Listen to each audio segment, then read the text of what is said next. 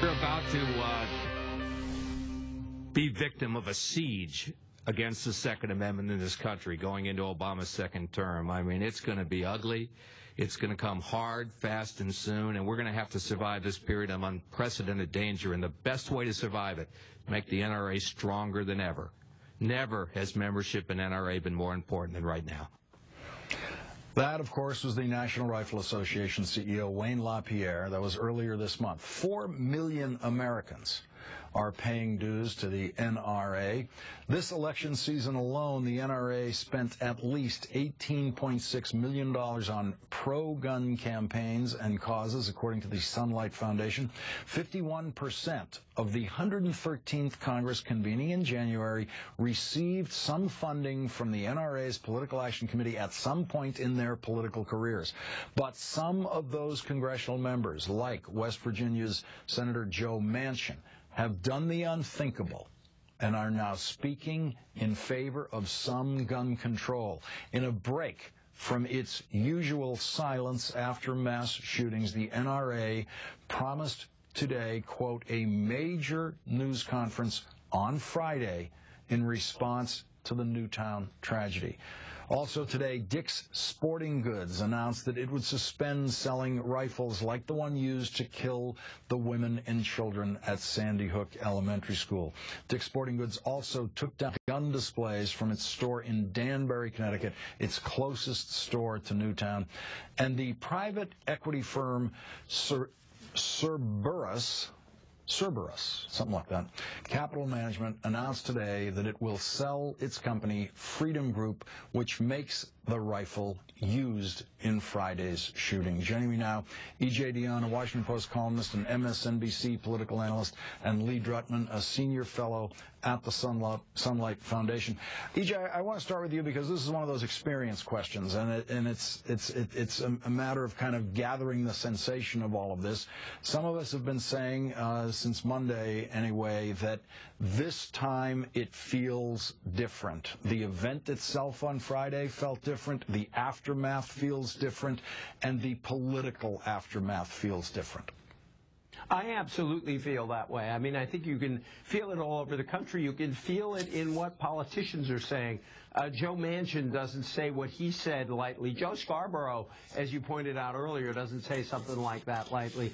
When people's children are killed, 20 children, I think this reached people in the country in a way, even these other awful mass shootings, which should have reached us, you know, this just hit us in a different way. And I think you're seeing it in the reaction to the NRA.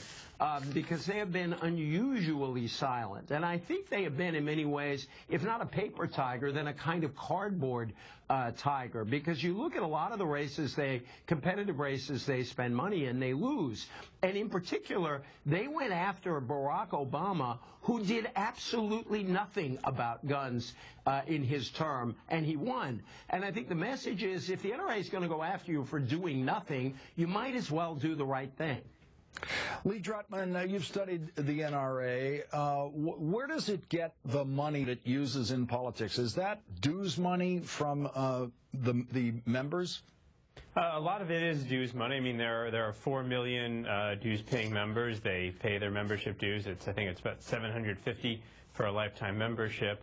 And, you know, so, I mean, the NRA does represent 4 million or so people who are very intense and passionate about their Second Amendment rights. Now, that's not a majority of the American population, but what the NRA's strength comes from the fact that it has a very intense and involved and active membership base who make their voices heard. They write their congressmen, and they make it known that they're going to vote on these issues. And that's, I think, a lot of where their power comes from. I mean, they didn't have a great track record in this past election, but still the ability to throw around hundreds of thousands of dollars in a race, that's something that I think a lot of members of Congress do fear. And for a long time, and even to this day, there's been no counterweight to the NRA. There are very few issues in Washington that are so thoroughly dominated by a single group. And gun policy is one of those issues. EJ, Steven Feinberg is the CEO of the Wall Street firm that now wants to sell that gun company that made the murder weapon used on Friday. And it turns out, according to Bloomberg News, that Steven Feinberg's father lives in Newtown, Connecticut, where this occurred. And it's the kind of thing that I find so strange, that for somebody like Steven Feinberg, who was perfectly happy to own this company that was churning out these murder weapons, suddenly, because it actually happens in his family's neighborhood, yes, has a different reaction to it. You have to wonder, what would the Steve Feinbergs of Wall Street do? Would they be happy to collect their blood money if this had occurred in some other state? Well, you know, you look at a lot of people who are reacting to this who never had the kind of reaction you and I had, for example, to any of these other shootings. So I guess it doesn't shock me so much that a guy who owned this company suddenly looked up and said, oh, my God, I was involved with this. I think people, didn't think about it as much as they should. And I also think, again, it's a sign that he's sensitive to the way people are responding to this, and probably just wants to get his company as far away from any connection to this awful event as he possibly can. But I do think it's noteworthy, EJ, because this is a new reaction. We have not previously seen the owners of a gun company come out and say, in effect, this is now too horrifying a business for us to continue in. If nobody invests in gun companies, then we might be in better shape. But, I think the other thing is, you talk about the NRA's power. Some of it comes from the fact that the Senate, for example, is biased toward rural states. Democrats want to hold those rural seats. A lot of those folks have voted with the NRA. I think some of those are the votes that are going to shift because of this now.